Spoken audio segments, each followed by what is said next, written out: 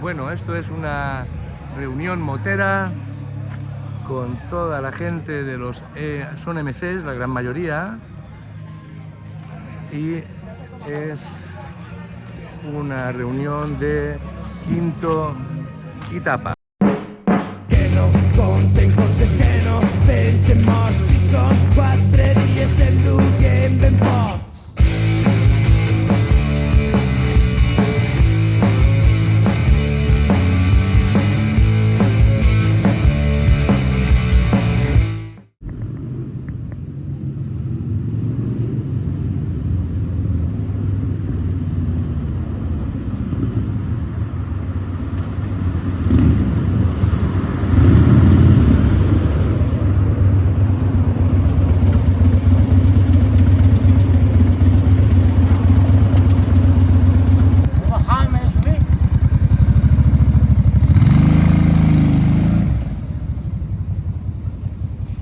Tengo ahí unos compañeros de Moto Custom que se tomarán su quinto y su tapa y nos iremos a almorzar a Torrent, ¿vale? Este tipo de evento está bien, pero no es un evento con tiendecitas o...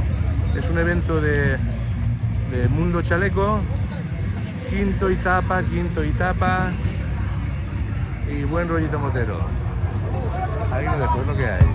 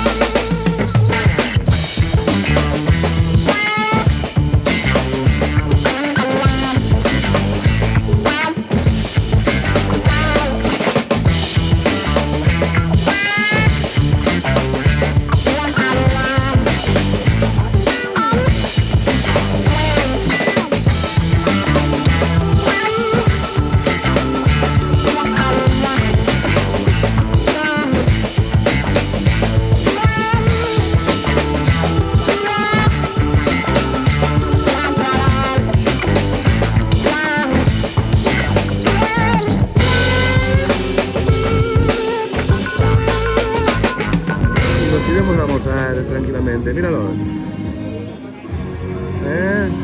Julián, Cachopo y Vicente.